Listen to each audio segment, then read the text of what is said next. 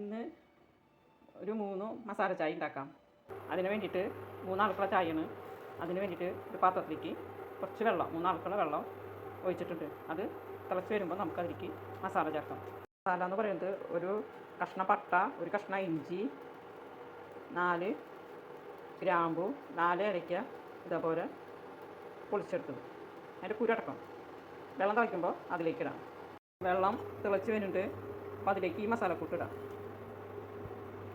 ഇനി അത് ഒരു 5 മിനിറ്റ് നേരം നല്ലോണം തിളക്കട്ടെ. അപ്പോൾ മസാലയുടെയും ഇഞ്ചിയുടെയും ഒക്കെ സത്ത് അതിലേക്ക് ഇറങ്ങി നല്ല മണം വരും. നല്ല രുചിയാണ് കേട്ടോ ഈ ചായ കുടിക്കാനായിട്ട്. അങ്ങനെ 5 മിനിറ്റ് കഴിഞ്ഞു.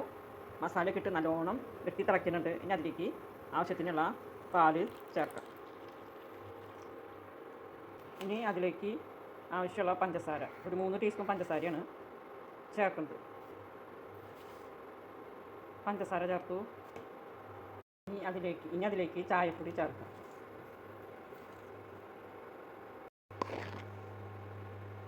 രണ്ട് ടീസ്പൂൺ ചായപ്പൊടിയാണ് ചേർക്കുന്നത്. 2 ടീസ്പൂൺ ചായപ്പൊടി ചേർക്കും. ഇനി നന്നായി തിളച്ച് വരട്ടെ. ഇനി നന്നായി തിളച്ച് വരുന്നുണ്ട്. അത് ഇളക്കി കൊടുക്കാം. അത് നന്നായി ഇളക്കി കൊടുക്കാം. തീ കുറച്ച് നന്നായി ഇളക്കി യോജിപ്പിക്കാം. അപ്പോൾ ചായയുടെ കടുപ്പം എല്ലാം വരട്ടെ.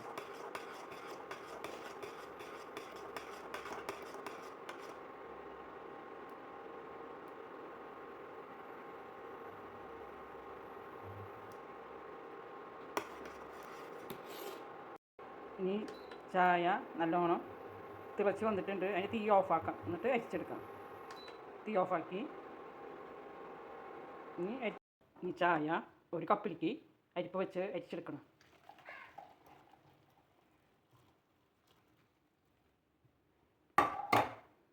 അരിച്ചെടുത്തു. ചായ നമ്മൾ അരിച്ചെടുത്തു. ഇനി അത് ഒരേ കപ്പിലേക്കായിട്ട് ഒഴിക്കുക.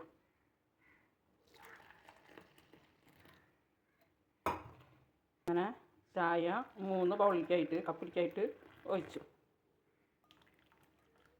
ഇനി ഇത് നമുക്ക് സെർവ് ചെയ്യാം. നല്ല രുചിയുള്ള ചായയാണ്. എല്ലാവരും ട്രൈ ചെയ്ത് നോക്കണം. ഈ വീഡിയോ ഇഷ്ടപ്പെട്ടാൽ ലൈക്ക് ചെയ്യണം, ഷെയർ ചെയ്യണം, സബ്സ്ക്രൈബ് ചെയ്യണം.